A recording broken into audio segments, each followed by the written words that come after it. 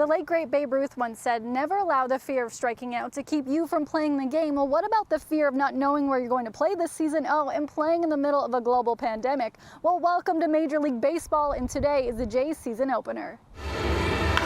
Waking up the morning of the Jays season opener, they didn't know where they were going to play their home games. And just hours before opening pitch, the Jays announced they found a home, playing in Buffalo for the season. The team's first home series versus the Washington Nationals is next week, and it will take place on the road, as the team needs to make some adjustments to Buffalo Stadium to make it meet Major League Baseball standards. The first home game in Buffalo for the Jays will either be on July 31st versus the Philadelphia Phillies or on August 11th against the Miami Marlins. There will be some substantial construction, some substantial new work that has to be done, as well as, supplementing existing work.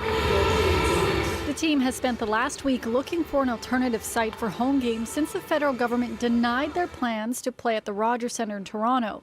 Unlike the NBA, NHL, and MLS, Major League Baseball has decided to not use a hub or bubble-like scenario, which will now see clubs flying across the country and into ballparks that are located in COVID hotspots.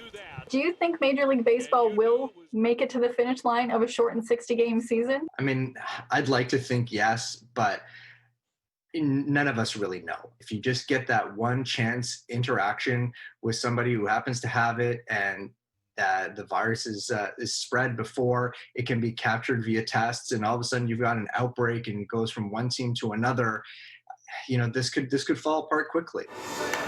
The Jays have had a lot of changes to the roster from last season, but Davidi thinks there is one player fans should keep an eye on.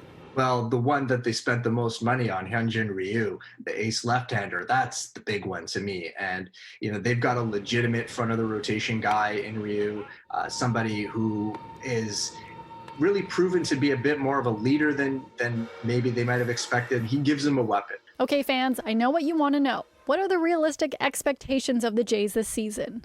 The 60-game sample is so small that two or three bad weeks can really undo everything for a team. Even a good team like the Washington Nationals through 60 games last year, they're a sub 500 club that doesn't even get close to the postseason, and then they won the World Series. For the Blue Jays, the most important thing for them is that their young players continue to gain some meaningful reps and show some progression.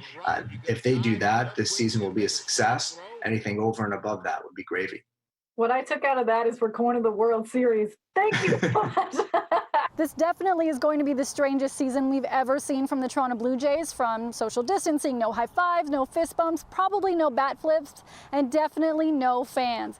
But mark your calendars, because next Wednesday is their official home opener away from home. For City News, I'm Lindsay Dunn.